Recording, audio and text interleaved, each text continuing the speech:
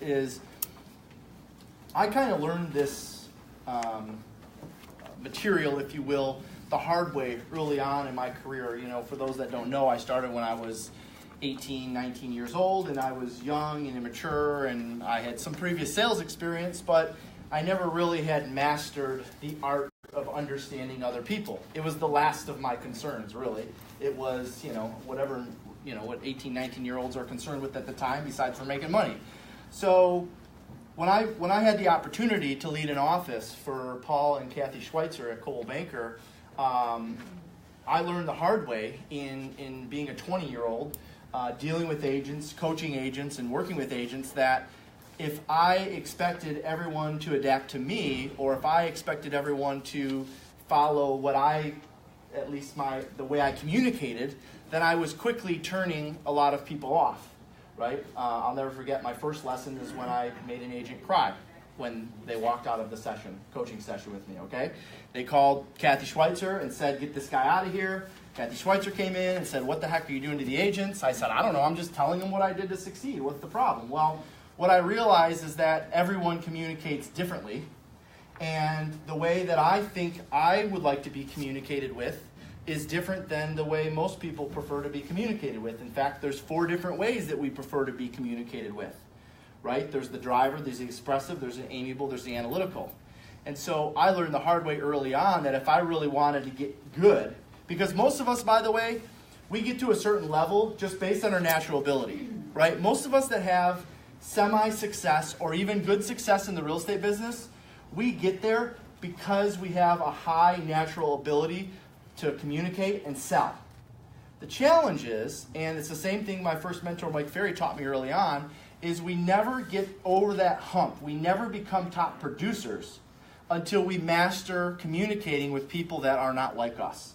And I don't mean it good or bad, not like us. I mean like they just don't, you've always met someone where it's like, I just don't get that person, or I don't understand why they act that way or why they think the way they think. Well, that's because there's 4 types of people in this world. And especially, and by the way, it does vary from area to area. What I mean by that is you could probably go to Silicon Valley and you'd find a lot of analyticals there. In Detroit, believe it or not, we actually have a lot more analyticals than probably any one of the other 4 or 3, because there's engineering and manufacturing was so big here. So, but for the most part, there's 4 styles, and it's broken up into 25% segments, right? So you got a group of 100 people, or even this room. 25% of you are drivers, 25% analytical, 25% expressive, 25% amiable. Well, I learned early on as I was sharing that I prefer to communicate a certain way, and maybe it was a little direct, maybe it was a little strong. We can put whatever word we want on it. But what I realize is that isn't how everyone receives information, and that certainly won't make an impact or have a positive effect on someone if I'm not speaking their language. Does that make sense? Mm-hmm. So what today is all about is learning to speak someone else's language. And the reason why it's important, and again, I know I'm using Mike's name a lot because that was the first person that introduced me to this and taught me this, Mike Ferry, is because he says to audiences all the time, I mean, audiences of 5, 6, 7,000 people. Every single one of you in this room, no matter how much experience you have, no matter how much business you're doing, whether you're closing 50 transactions or 100 transactions, every single one of you is losing out on 25 to 30 transactions a year because you don't understand this material. And so I heard that early on. Fortunately, I learned a little bit the hard way early on when I was 20 years old, and obviously had the opportunity to work for the Schweitzers and meet Mike and learn and understand this. And so now when I'm in a sales situation, my mindset is always adapting to them, right? It's always understanding who they are and modifying how I speak based on who they are. Now, this doesn't just work in sales, okay? This works in personal life. It works in family relationships, friendship relationships. It works in every aspect of life. So my hope is when you walk away today, you'll be able to take this and apply it to your business, of course, and then obviously whatever it is that you want to apply it to outside of business, personal, family, relationships, whatever. So I want to share with you before I get into the first couple pages here. The National Association of Realtors says that the average realtor will go on 4 appointments and will get 1 contract signed. 4 appointments, 1 contract signed. That's average according to NAR. And you guys know, because most of you have been around me for a while, I talk about the NAR study all the time, the profile of home buyers and sellers. You should really look at that, print it off, and read it every single year because it gives you a lot of insight into what buyers and sellers and agents are looking for. And one of the things they talk about is the 1 out of 4. And so obviously, I'm sure many of you are much, much better than that. The higher you are at that, by the way, generally means the better your versatility. Right? So there's one way to improve the 1 out of 4 to go to 2 out of 4 or 3 out of 4, and that is to get better at this stuff. But it makes total sense if the market in which we work is broken up into 4 different types of personality styles, and we're one of those 4, well, we're pretty much guaranteed to get 1 out of 4, right? Because what happens is when you go on an appointment or you have a presentation or you're prospecting or you're doing something with the client, they're analyzing the way you communicate with them. And you know the feeling of being in rapport with someone, right? You've probably went and shopped for a car at some point in time and felt like, yeah, this guy isn't for me or this dealership isn't for me or whatever. Well, that's because you weren't in rapport with the person. The same thing goes when you're presenting when working with buyers or sellers. If you're not in rapport, they don't care what you have to say. If you're not in rapport, they don't care how good you are. If you're not in rapport, they don't care how long you've been doing this or how many clients you've helped or reviews you have or any of that stuff. So it's all about getting in rapport first, right? You know the saying, people don't care how much you know until they know how much you care.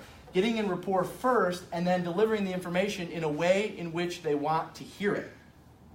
That is really what this is all about. So that's why the NAR stat is 1 out of 4, and hopefully after today we'll help. You know, if you're at 50% right now, hopefully you'll go to 60 or 65. If you're at 60, 65, I hope you'll go to 70, 75. Because this really, if you're wondering like why do we need this stuff? Okay, besides the obvious of what I've already talked about, you need this stuff because it's going to improve your conversion rate, right? You don't necessarily have to go on more appointments to get more contracts signed if you can improve your conversion rate. Same thing goes with over the phone. You don't have to talk to as many people to set as many appointments if you improve your conversion rate. This right here is the key to improving your conversion rate, right? So that's essentially what this is all about. Okay, so if you would, everybody turn to the first page. I'm going to kind of read us through this, and then we're going to get into some fill in the blanks and some additional dialogue. So I'll take it from the top. Just follow along with me. When you start to understand the 4 basic personality styles, the first thing you'll need to identify is which of the 4 you are. Personality styles can also be considered communication styles because everything we are discussing revolves around how to communicate with different personalities. The key to understanding other people is understanding who you are and accepting the fact that who you are is okay. Now I'm going to stop right there. When I get into some of the discussions about the particular styles, there's going to be some pluses and minuses for each style. You're going to hear these and you're going to say, gosh, that kind of sounds like me. Don't think that there's one is better than the other. They all have strengths, they all have weaknesses, so just accept it, right? Everyone wants to be like, oh, I want to be the driver, I want to be the expressive, that one sounds fun. Nope, you got to understand who you are, which I'll help you with that, and then obviously you got to be able to adapt to the others. So work to understand who other people are and learn to work with those people. This is called versatility. From my experience, salespeople with a high level of versatility have a greater chance of getting contracts signed because matching someone's communication is what creates rapport. Do you guys hear that? Underline that. Matching someone's communication is what creates rapport. By the way, most of you do this and you don't even know. Like, I would venture to bet, if I were to pick on someone in here and you tell me what your style is, I would bet 70 to 80% of your clients have your same style. That's because it's attractive. That style is attractive to that other person. You're in rapport, so they wanted to work with you. Right? When you get to a point where you have clients of all different personality styles, that's when you know you have great versatility. Have you ever noticed when you meet someone or spend time with someone and there's absolutely no rapport? That's because their communication style is different than that of yours. Since each of us has an individual personality style, you'll notice at times that you or somebody you know will suddenly change styles. When people are under high stress or pressure, it is not uncommon for their style to change and for them to behave in a totally different manner. This is normal and quite common. So now the second question is, which style are you in your normal, relaxed, comfortable state, and which style do you become when you're under stress? And I'm not referring to the stress of what we know as bad stress. I'm referring to the stress of busy day-to-day living and deadlines to meet and so forth. And by the way, you could go from one to another, or you could go from one to even more extreme, right? You don't actually have to change styles. If you're an analytical and you get under stress, you might actually become more analytical. If you're an expressive and you get under stress, you might become more expressive. It doesn't mean that you have to hop to another one, and we'll get into that a little bit later. Versatile communication skills, the ability to recognize differences in communication preferences and to adapt to make others more open and receptive, thus creating that rapport. You begin developing communication skills at actually 9 months old, and you continue to develop these skills throughout your adolescent phase of life. By the time you're 19, you've established what your communication style will be for the rest of your life. Pretty fascinating, huh? Now, of course, depending on education, depending on your environment, all of that changes your versatility. But your actual style is pretty much set by the time you get to age 19. Pretty fascinating. As you age, you start to obtain a certain degree of versatility and can change dramatically as you choose to change your knowledge and understanding of people's situations. By the way, I'm a younger guy, right? So this is a disadvantage of being younger, and the younger folks in the room, we have a harder time with versatility than older folks. Older folks, as they age, they develop and become more mature and have a higher natural level of versatility. So if you're like 40 and below, you're still working on being more versatile. Another way of stating this is as you mature in the people and side of the business and communication, your versatility increases. The challenge that we face is being comfortable with who we are and taking the time to identify the style of the person we're talking to and then adapting ourselves to them so we communicate at a higher level. It's our ability to adapt quickly that'll cause our business to grow to a higher level.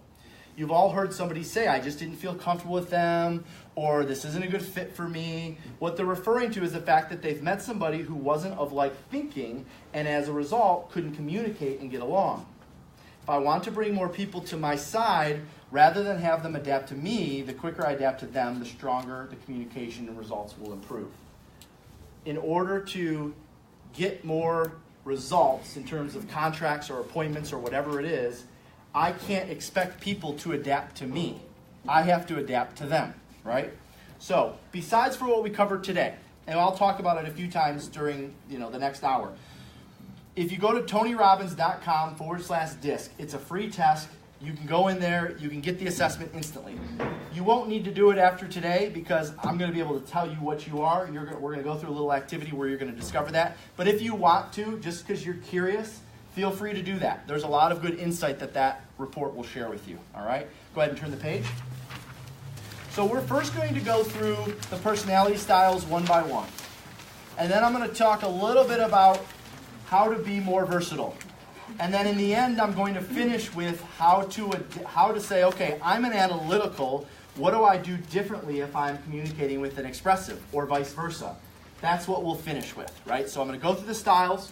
We're going to talk a little bit about versatility. And then I'm going to give you some specific scripts and specific thoughts based on how to adapt to the other styles. All right, so the driver personality style. And by the way, they all have strengths and weaknesses, so don't laugh at some of these. Everyone's going to get a little bit of laugh in depending on your style, all right? So, strengths of a driver personality style. And there's blanks there. There's a fill-in-the-blank portion.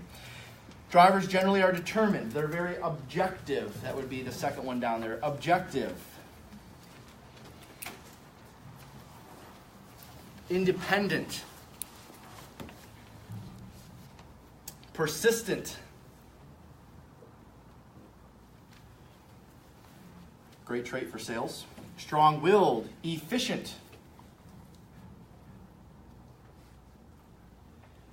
Makes decisions quickly. Sometimes that can be a bad thing. Loves action. Loves and values action. And very bottom line oriented. By the way, all of them have more strengths that we're going through. These are the foundational strengths of their communication. Challenges. Insensitive. Insensitive. Insensitive for you guys in the back. Dominating. Very dominant. Rushed and impatient. Rushed and impatient. can be aloof and arrogant, or appear that way anyways. That doesn't mean they always are. Confrontational.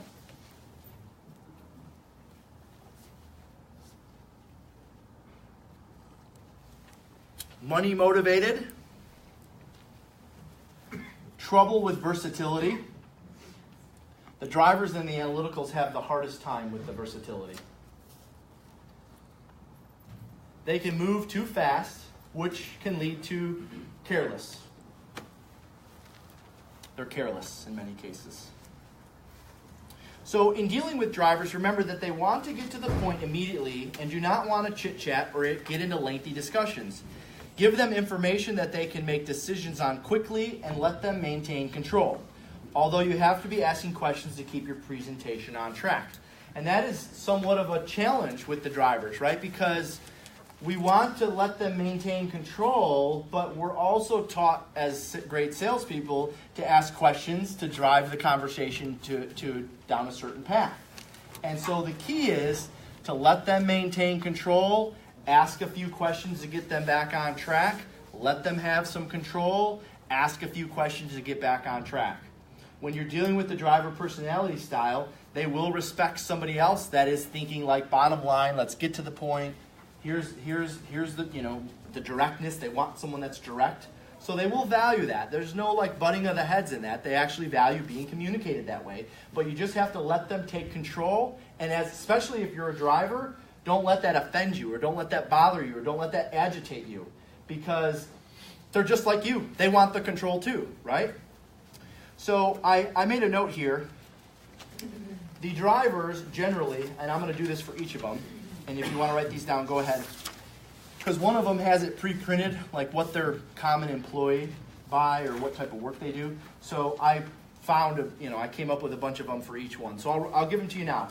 Drivers are commonly employed as or work as the following: managers, executives, CEOs. Commonly, drivers are managers, executives, and CEOs. Most of your small business owners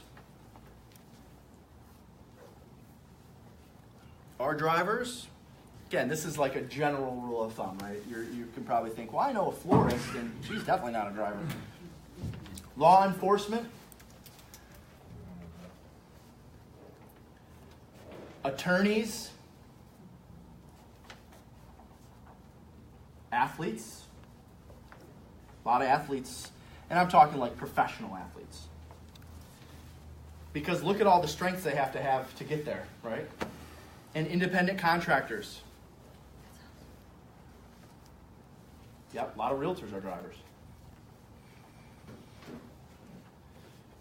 Actually, the number one trait in the real estate industry is expressive. There's more expressives in the real estate industry than any other personality style.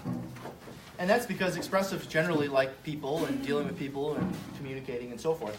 I also wrote down, and on each one I'm going to give you this tip. This is not necessarily in communicating.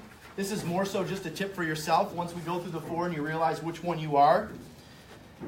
When it comes to succeeding in real estate, the drivers need to slow down, have patience, and a high level of empathy. When it comes to succeeding in the real estate business, if you're a driver in the room, you need to be able to slow down, have patience, and show empathy. Empathy is basically being concerned for someone.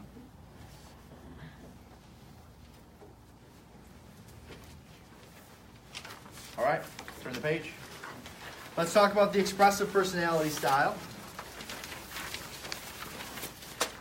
Also known as the I, the high I. We'll go through the traits. Well, by the way, first of all, who are my drivers in the room? Drivers, okay. Well, about 25%. Good. Expressives, strengths, persistent, strong-willed, outgoing, spontaneous, could be good or bad, exciting, fast decision maker,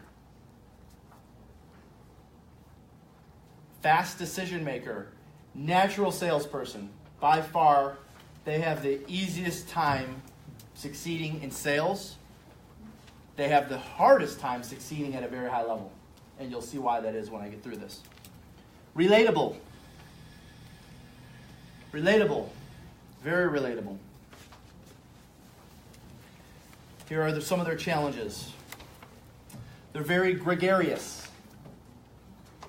which is kind of like outspoken, sometimes a little too outspoken. Just another term for gregarious. Needs applause. Very much of the 4 personality style. This style values recognition. And I'm not just necessarily talking about like recognition, like give me a trophy recognition. I'm talking like recognize I'm here. Recognize this. Hey, look at me, right? Like that kind of recognition, right? No, it's not a bad thing. Sometimes too opinionated. It sure is a challenge, absolutely. Sometimes too opinionated.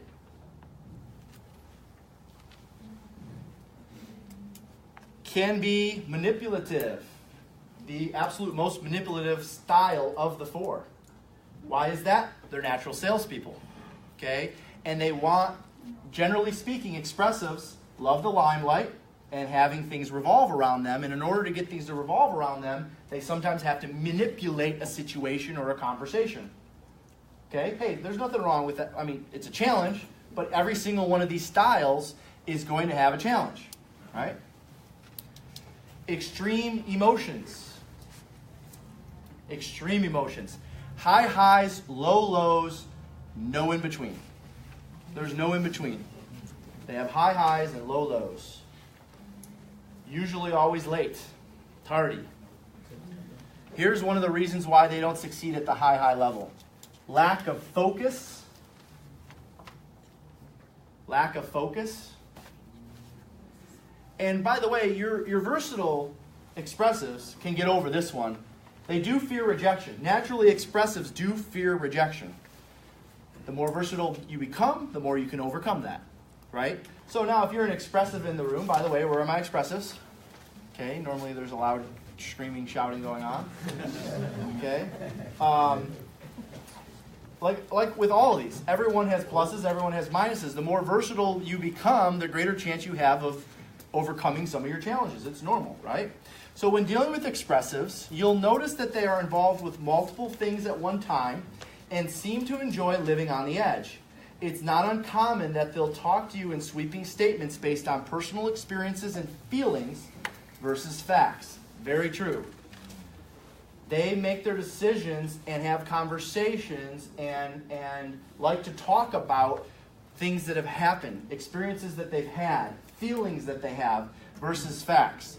You'll notice that they're very animated in their conversations and animated in their style of clothing and the homes they live in. Compliment them on their animation and they become your best friend, right? The quickest way to win an expressive over is just keep them talking. Keep them talking. Ask them more questions. Dig deeper. Be excited when you're talking to them, right? Professions that we find a lot of expressives in. By the way, this is so that way when you're dealing with clients, you can identify, okay, oh, what do you do for a living? Okay, you can start to piece it together. Professions, common expressive professions. Sales, all sales. It's the number one trait of sales. Customer service. Love talking to people, good or bad. I can solve this. The hospitality industry. Hotels, management, anything to do with the hospitality industry. A lot of expressives there. Retail business. Doesn't necessarily have to be sales. Anything related to retail. Flight attendants. Generally speaking, flight attendants are expressives. Some of them are amiable. Usually it's expressives and amiables. Recruiters. People that are good at talking to people into working at a particular place. Recruiters. In the Keller Williams world, team leaders. 80% of the Keller Williams team leaders are expressives. Also in the real estate world, buyers, agents, showing agents. Buyers, agents love working with buyers. Showing agents tend to be a little bit more amiable, but there's still a lot of expressive showing agents. So I wrote down, this doesn't have anything to do with communicating. But if you're an expressive in the room, okay, I did this for each one. I thought of the challenge that you have in succeeding in the real estate business and how you can overcome it. So this is like bonus material. Remember, I said the expressives are the fastest to succeed. Okay, they have the most natural talent available of the four, right? They can jump in, give me the script, let me talk to some people, I can figure this out. Okay, if the expressives can master time management and focus, sticking to one thing, they can succeed at a very, very high level. That is the number one struggle of the expressive. Well, there's two, I guess. Time management and focus. Expressives value having a lot going on at one time, which that's exciting. Why do they like that? Because if it's not that way, it's boring. Boring? I don't want boring. I need exciting. So excitement is having a lot going on at once. Well, the reality is you can have a lot going on at once and it can be exciting. You just might not ever master anything. In order to master something, you have to have focus. In order to have focus, you have to plan for it in your schedule. Time management, which is a struggle. All right, turn the page. The amiable personality style, also known as the S in the DISC profile. Strengths of the amiable. Cooperative. Agreeable. Agreeable. Friendly, very warm. Great listeners. They value harmony. Team players. They're very selfless and also very giving. All great strengths. Challenges. Seeks acceptance too much. Seeks acceptance too much. Avoids conflict. Slow in taking action. Slow to make decisions. Slow to do things. Well, that's because generally they're indecisive. Because if I have to make a decision, then that means somebody's going to be upset. Right? Yeah. So if you're slow to make decisions, it's because you're indecisive, because something's not going to be right if I choose this. So I'm just not going to make a decision at all, which is common. Soft-spoken. The next one is indecisive. I just said it. Indecisive. Hates rejection. Of the four, they have the hardest time with rejection. Can lack ambition. Not all. That's why there's a can in front of it. Can lack ambition. And loves living in their box. Right? I love being comfortable if I don't have to get out of this box and talk to anybody other than the people that are in my life. This box, this street, this family, this neighborhood. This is me. This is who I am. This is comfortable to me. Because they value harmony. Right? What comes with living in a box? Harmony. So when working with the amiable personality, they have a high need for harmony and at the same time want everyone around them to feel comfortable and approved. When dealing with this personality style, refer to the fact that you want the next person you talk to feel as good about the home as they feel. This will bring you closer to them very quickly. I just did it there without even thinking. Subconsciously, I changed the word property to home because I'm talking about amiables, and amiables would rather hear the term home versus property. We're going to get into that in a minute. So what are they employed as? What do we typically find the amiable personality style employed as? Teachers.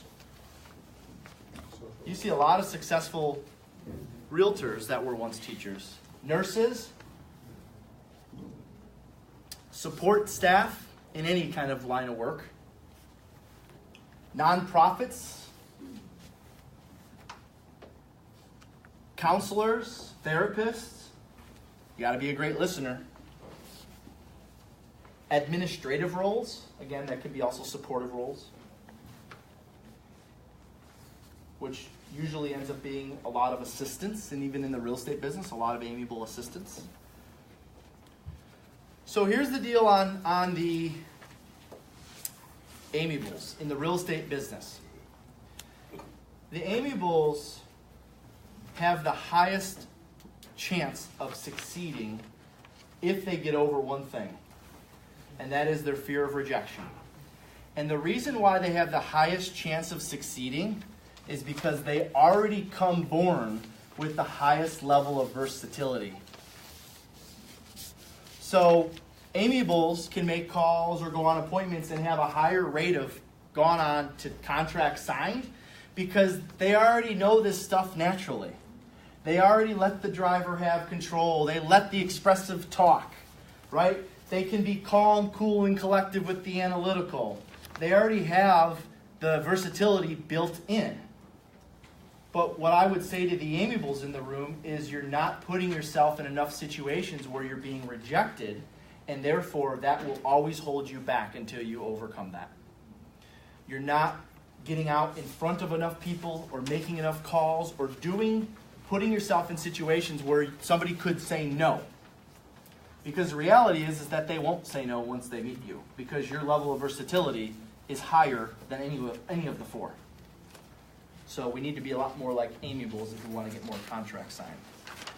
All right, turn the page. Let's talk about the analytical personality styles. Again, once I go through these four, we're going to talk about versatility, and then we're going to talk about kind of buzzwords and ways to communicate with all four. Let's talk about the strengths. Analytical is very logical, very fact-based. Fact-based. Dependable. Punctual. On time is late to an analytical. Always be early to an analytical. Punctual, organized, precise, systematic, and a perfectionist. Let's take a look at their challenges. They overanalyze, also known as analysis paralysis, right? They avoid confrontation. They have a dry sense of humor. A lot of times they'll say something witty and funny, it's just 2 minutes too late. It took them a while to think of it. Can be chatty. Now that one probably will surprise you. The reason why the analytical, who based on what you're hearing so far, you might say, well, how can they be chatty? When they know a topic inside and out, meaning once they've mastered a topic, they like to talk about it. And they like to go on about it. And they like to go on about it, right? That is a trait of that personality style. So it's a little different than the expressives, that it doesn't matter whether they have any knowledge on it or not. They're going to make something up or they're going to say whatever comes to mind. The analyticals will not talk or say much until they know that they've mastered something, and then they'll talk about it a lot. They're indecisive. Indecisive under can be chatty. That's an easy one to figure out. Why? Because they need more information. There's never enough information for me to make a decision.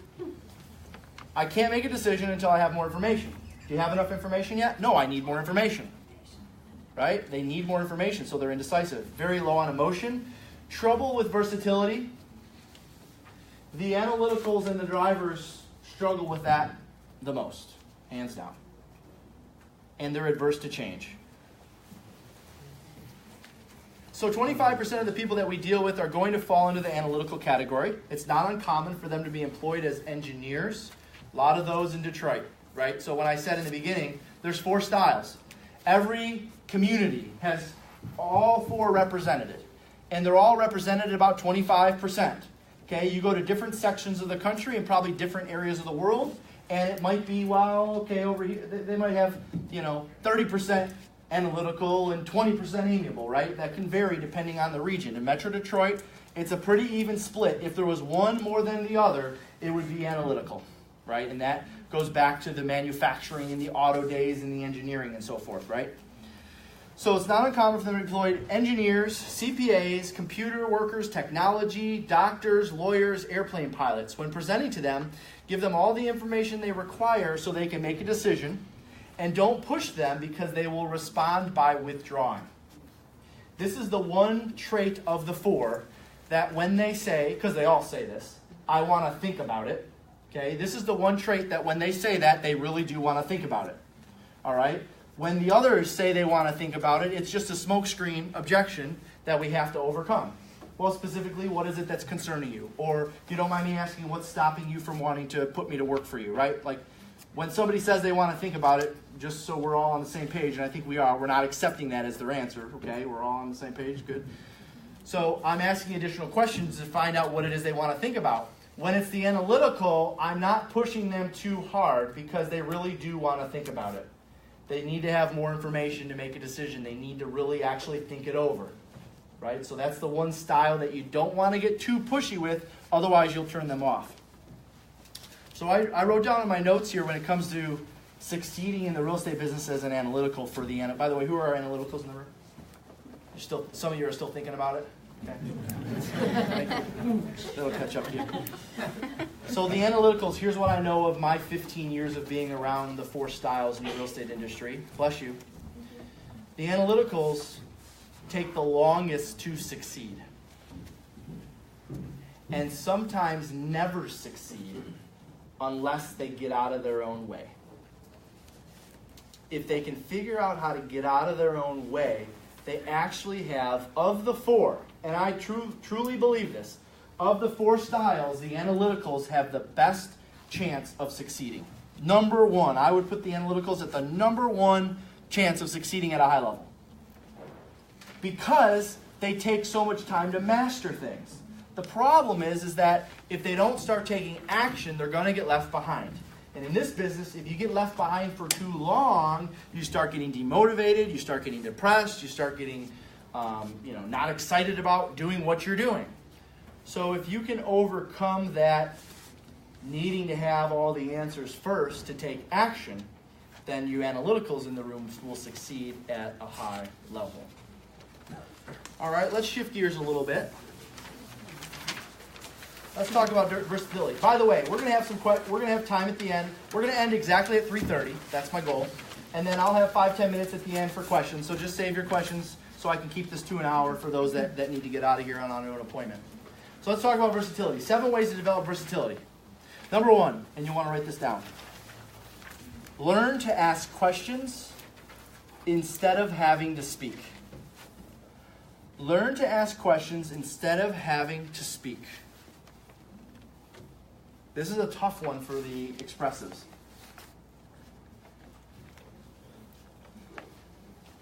Because they want to be talking.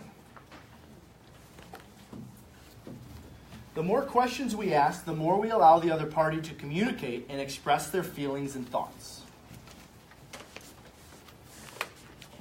Number 2, actually listen to what the people are saying. Listen to what they say. Listen carefully to what they say. Actually listen to what they say. By asking questions and not paying attention, we're displaying a lack of interest in the other party. By asking questions and listening carefully, we're allowing ourselves to get to know them, what they think, and develop strategies that we can present to improve the quality of the situation. If I'm actually listening, I can determine what personality style they are. And if I determine what personality style they are, then I can change the way I talk. Right? Have you ever noticed when you meet someone for the first time, you go to shake their hand, they introduce yourself to you, you introduce yourself to them, and you forget their name instantly? Does that ever happen to anybody? Okay, everyone, yep. That's because we weren't actually listening to what their name is. We're thinking about what we're going to say next. Okay, now it's human nature, it's common, everyone said yes, that happens, so it's not like you're weird if that happens to you. It happens to all of us. But if I listen to what they say, then I can do things like slow down my rate of speech or speed up my rate of speech. Or I can talk in terms of more emotion and empathy versus more logic and directness, right? If I'm actually listening to what they're saying, I can change my style right there in an instant. Number 3, under ways to develop versatility, we have to quit having to be right. We have to quit having to be right. It's human nature, by the way. Everybody wants to be right. You want to know the quickest way to build rapport on an appointment? Make them right. Why do you think in all of the objection handlers we say, I can certainly understand why you want to reduce the commission. I would want lower commission myself. I can understand why you'd only want to list with me for 30 days. That way, if it doesn't work out, you can go with, yeah, that's exactly right. You're making them right. Make someone right, you build rapport. Make them wrong, you lose rapport. By having to be right all the time, you're shutting down other people's opinions and leaving them in the cold. By allowing other people to express themselves and be right, we can learn why they feel the way they feel and why they behave the way they do. Number 4, remove the ego. Remove the ego. This was a tough one for me early on because number one, I was young and I thought I had it all figured out until I developed some versatility, which allowed me to have conversations with people that I wouldn't normally have conversations with, which then caused me to grow as a person and improve my versatility. How can I possibly adapt to somebody when I'm demanding the world revolve around me? Allow people to express their opinions. Let them tell you how good they are, and they'll want to deal with you forever. Right? You cannot go into an appointment as, I'm the master, I got it all figured out, I got all the information right here. It needs to be a Q&A. You need to ask them questions. You need to get them talking. Number 5, get out of your box. Get out of your box. Too many of us rely on our upbringing to lead the lives we live. If you're not open to the way other people live or were raised, you'll find yourself in situations where there is minimal rapport. We're all here in sales, or in real estate, so we've all been in situations where we've met someone, had a conversation with someone, went on an appointment with someone that was not of like thinking to us. They weren't raised the same way, maybe different morals, whatever. It's our job to adapt to them, not theirs to adapt to us. We adapt to them. The quicker you adapt to different upbringings and the way people were raised, the faster you'll be able to communicate with more people. The more people you communicate, the more sales, so forth. Number 6, put yourself in situations that make you uncomfortable. Put yourself in situations that make you uncomfortable. If any part of what I talked about the last 45 minutes made you uncomfortable, good, you're growing.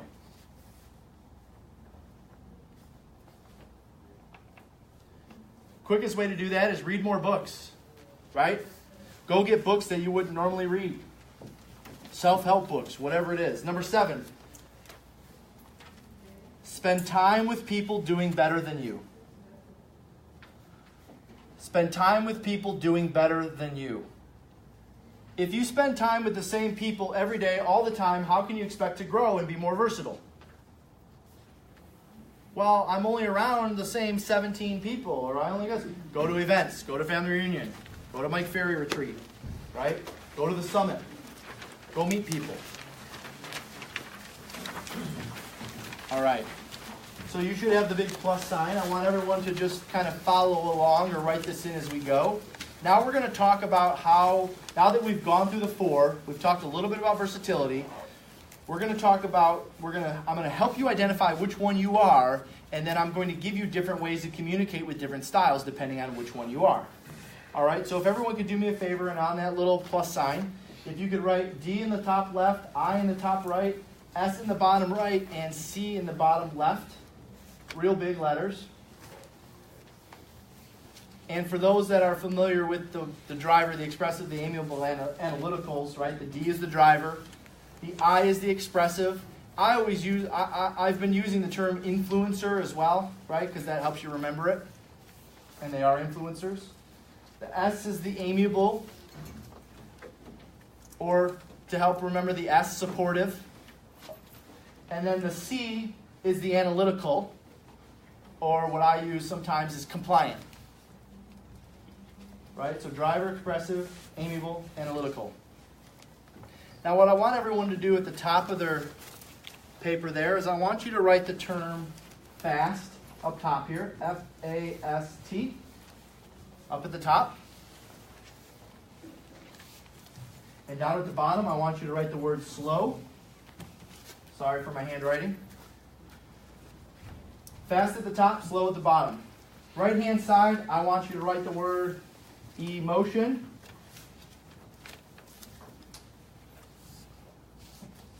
And on the left-hand side, I want you to write the word logic.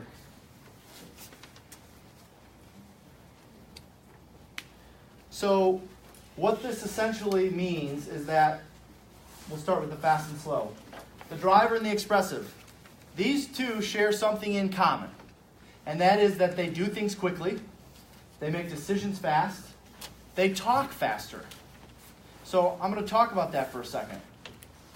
Have you ever met someone and you've probably heard the phrase, fast talker?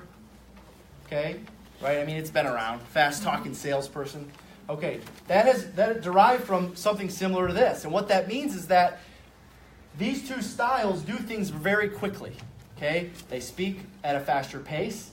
They move at a faster pace. They might drive in the left-hand lane. I mean, really, everything moves a little faster for these two styles.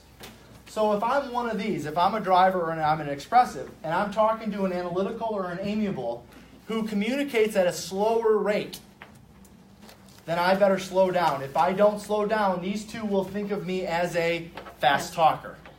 And if I'm a fast-talking sales guy, then I lose their trust. So it's important that if you're up here, if you're a driver, you're an expressive, and if you're still wondering who you are, we're going to get to that in a second.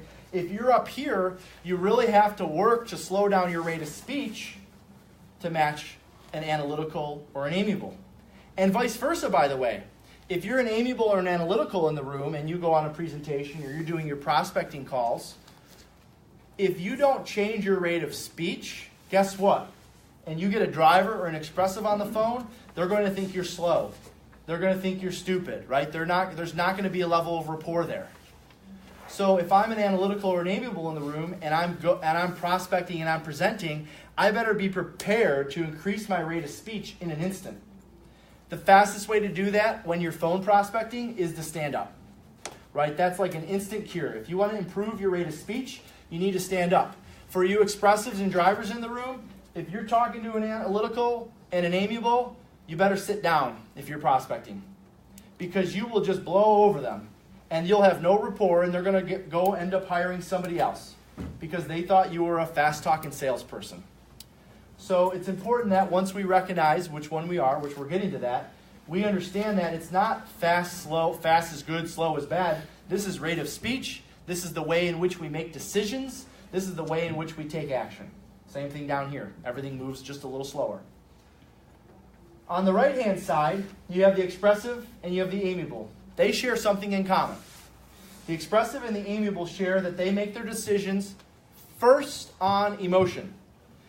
Expressives and amiables respond emotionally first. Many times without even thinking about it. Most cases without thinking about it. They just respond, whatever the emotion that is, they respond. And sometimes it ends up getting them into trouble, just like it ends up giving drivers and analyticals into trouble when they don't have enough emotion. Right? So if you're an amiable or an expressive in the room, it's important that when you're presenting to an amiable or expressive, you understand who they are and how they make their decision. Most of their decision is going to be made with emotion and not necessarily logic. Perfect example. Amiable and expressive may not care how good you are, how many homes you sold. They care about how they feel about the conversation and working with you. So if you're over here and you're like, I don't give a crap about feelings and emotion, and I'm going to just show you all the results I've gotten and all the happy clients and we're the best, you're going to turn off the amiable expressive. And if that's your natural style over here, that's fine. You just have to adapt, right? You have to get them to like you, which is rapport. How do you have rapport? You go through this material over and over. Left-hand side, the drivers and the analyticals make their decisions based on logic. So it's logic first, then sometimes emotion, right? It's just like over here. It's emotion all the time and sometimes logic, right? Again, it's like yin and yang. So if I'm an expressive or an amiable, you better believe my presentation is filled with facts, figures, details, data, bottom line thinking, get to the point. I'm changing my style. If I'm over here as an amiable, I not only have to go from emotion to logic, I have to go from emotion to logic, and I have to speed up. You guys follow me? Now here's the fun part. What I want you to do right now is, now that you know of the four, right? You know the driver, you know the expressive, you know the amiable, you know the analytical. don't do this out loud, just on your little paper there.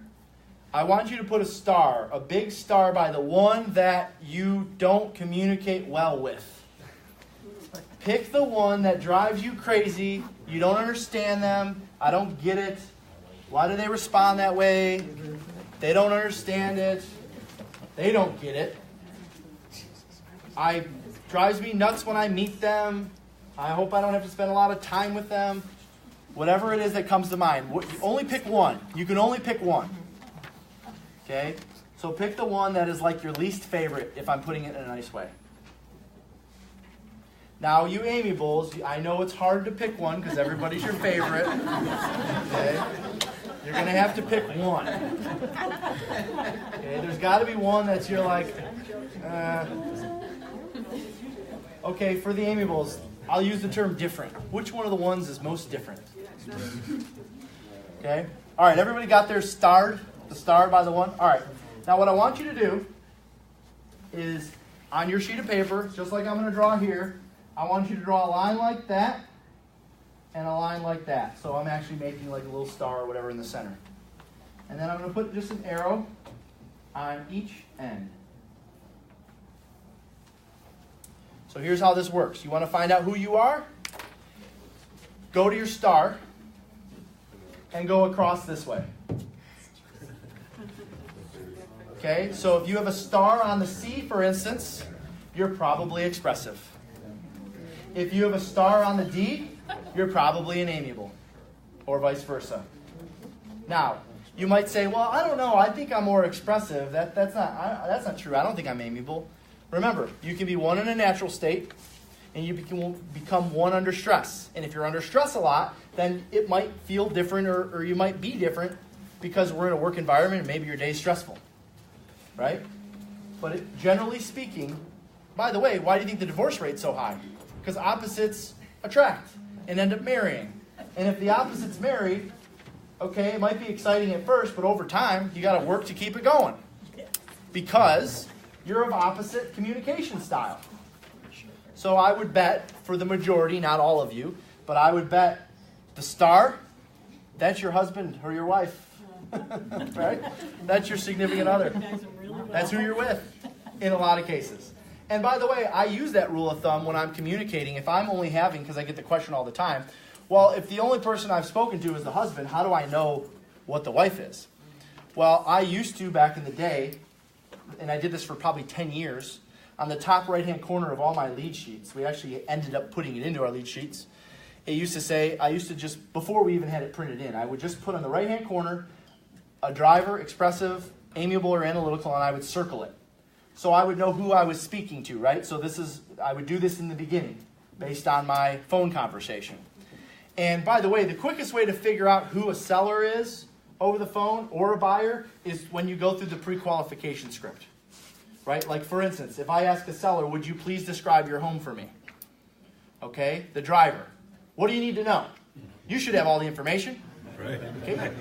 This person's your driver. You know what? You're right. I have access to all the information. You're right. I have access to all the information. Okay, I'll get right on that. Okay, the analyticals. Well, we have 36 inches of blown-in insulation. We used 18-inch stainless steel nails. We got a 7-inch subfloor. Okay, could you maybe just give me the bedrooms and baths? Can we start with that? Right? They tell you all the details that you probably don't need to know, right? The amiable. Well, I don't know. Gee, what do you need to know? Just tell me what you need to know, and I'll answer it for you. Do you need me to have my appraisal handy when I get here? I'll have everything ready for you, right? They're pleasing. They want to make sure they get it right. Okay? The expressives. Oh, my gosh. My house. Yeah, wait till you get here. You got to see this basement. Right? Just wait till you get here. Right? They get into a story, and then you're like, I just needed to know the square footage. Square footage, I don't know. We got 4 bedrooms, I can tell you that. Right? So I'm understanding their personality style when I'm going through the pre-qualification script. And so when I'm putting on my note, okay, this person's definitely a driver, I'm assuming, and you don't always assume, but I'm assuming that the wife is probably amiable, right? That is the opposite. So of course, when I get there, I'm not just instantly labeling the wife as amiable, but I'm kind of watching her cues and watching how she communicates to determine which one she actually is. And then when there's 2 on a presentation, which there usually are, you always play to the wife. Okay? That's a general rule of thumb. In real estate, in the 15 years I've been doing this, what I have found is that the husband generally makes the decision on who's coming out. Go ahead, yeah, they can come out, right? Yep, we can interview this person. Or, yeah, let's go ahead and meet with them at their office. The wife makes the final decision of who they hire. So when I'm on the presentation, okay, I'm not ignoring the husband. I am definitely playing to their personality style as well, which I probably know very well because that's who I talk to on the phone. But I'm more so interested in appealing to the wife when I'm on a presentation, buyer or seller presentation, because that's going to be the one that makes the final decision. Make sense? Good. Turn the page. So we're going to wrap up with, I'm not going to go through everything on here, but I'm just going to give you some openers, right?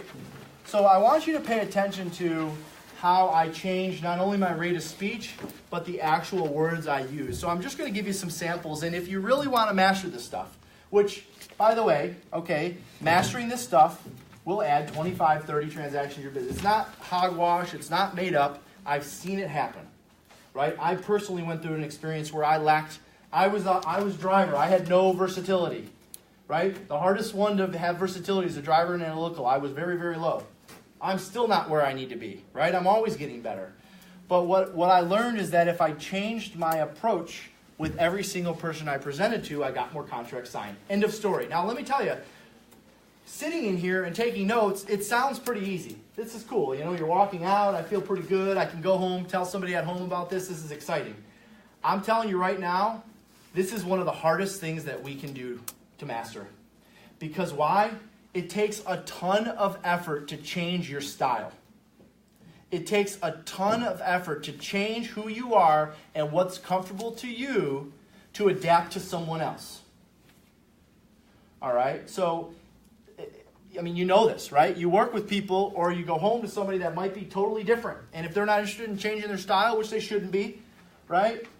Then it's going to be hard to have a high level of rapport. It's amazing. You see it in offices all the time, right? These people hang out with this people. This person drives me nuts. The analyticals hang out with the analyticals. The expressives hang out with the expressives because they're in a level of rapport. The only way to break that is to take the effort to adapt to someone else. And know that all of the four are okay. So for now, you're thinking you might have someone in your mind that drives you nuts. I don't get this person. I don't understand them, why they are this way. Okay, that's because they're a different communication style than you. And it takes a lot of effort to adapt to somebody else. Because it's just easy to be us, right? We're taught growing up. Be yourself. Be unique, right? Be individual. Be individualistic. Okay, that's fine in every other business other than sales and real estate where you have to adapt to other people. Got it? So I'm going to give you for each one of these, and then we'll let you guys go. On the left-hand side, you see the personality style, communicating with the driver, the expressive, the amiable, analytical. So I'm going to give you kind of like my opening line when I'm on a listing presentation. And I know I'm meeting with the driver. Okay, Mr. and Mrs. Seller, if I know, and again, the wife, playing to the wife, wife's the driver, I want to make sure you know that I'm going to give you everything you need to know to make a decision. I'm not going to come in here and give you a song and dance and go through every single little detail. If you want the details, I'd be happy to go over them with you, but I'm just going to get to the point and give you the bottom line. Fair enough? Yeah. The drivers love it. This guy is speaking my language.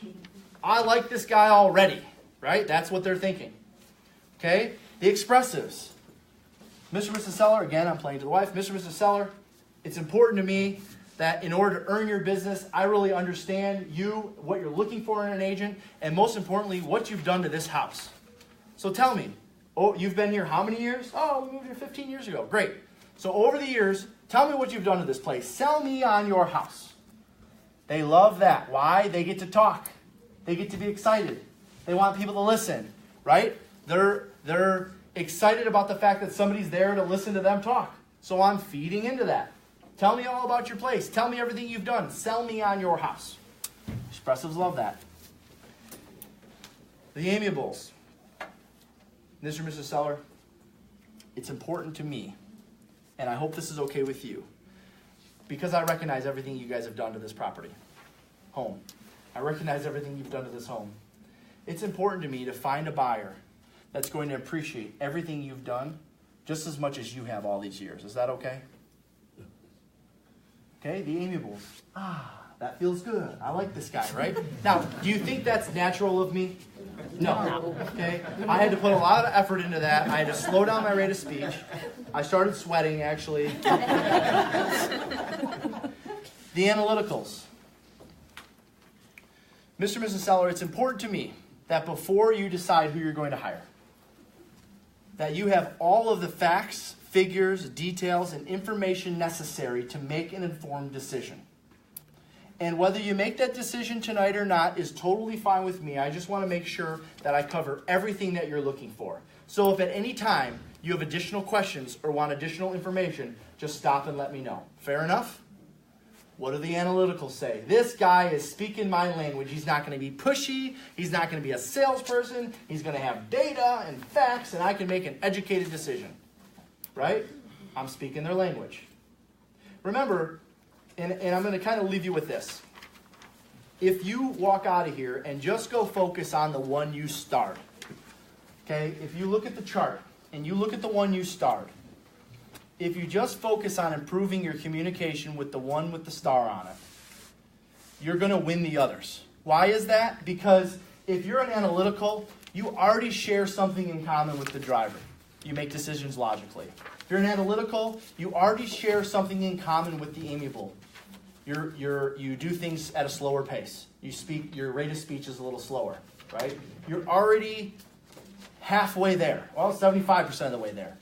Get this other one down, or get the other opposite one down, and you'll have it figured out. So if there's one thing I can tell you, like kind of homework, what do we do from here? Focus on improving your communication with the one that you put a star by. You improve the one that you put a star by, your life will be better, your relationships will get better, your results will improve. Questions?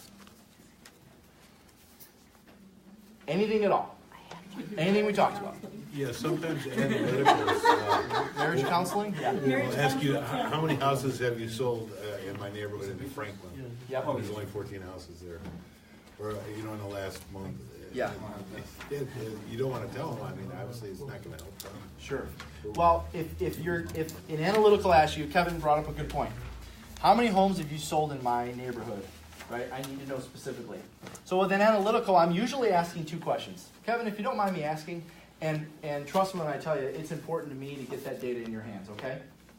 Okay? I'm speaking his language. It's important to me to get that data in your hands. But now, whether I have the data instantly or not, okay, I want to pivot off of that because maybe my data won't be very favorable. So if you don't mind me asking, what's important to you about that question? Right? So again, and he may say something else, but my goal is to recognize his need for facts, figures, details, data, and not insult him, right? I mean, you could, naturally, what do I want to say when he asks that? What does that matter? What's the point? Right? That's what I want to say, okay, because I'm not analytical. But if I was analytical, I would value somebody saying to me, you know what, that's a good question, Kevin, and I can see why you'd want to know that. And I'll start working on gathering that for you. But in the meantime, if you don't mind me asking, what's important to you about that information? Right? And then I just try to have additional discussion and hopefully pivot away from that. And if I have to, then I have to. I'll get you the data. Right? Good question. Yes? How do you rein in an expressive? Rein them in? Yeah. So the expressives, you never want to cut them off. Okay, that's the biggest thing I learned with the expressives. If they're going down a path and they're talking and they're excited, you never want to stop them and say things like, all right, let's get back on track. Let's get back to the point. Okay? So the best thing to do is asking a question that's different than the subject you're on. So for instance, just using an example of, you're down in the basement. Okay, they're showing you around all the stuff they've done. I had 75 people last year here for a wedding. Da, da, da. If you don't mind me asking, approximately what did you put into the basement? So I'm still keeping them talking, but I'm getting off of that and I'm going back to business. Again, I didn't cut them off, right? If you don't mind me asking, approximately what do you have into this place, right? And you notice I asked it in kind of an animated way, right? So good question. What else? Anything, any one of the four, adapting, anything, yes. So, I'm obviously an expressive. I hate drivers. I know the fact that they like, it's not like expressive, we like to talk, right? Mhm. And when the drivers try to drive and you're trying to match them, it's just so hard for me to like let them take that control. So I struggle with that. Right? But I'm under pressure, I'm mostly not analytical. Mhm. But I hate drivers, so I'm kind of like the opposite. Yep. So are you just expressing yourself, or do you have a question?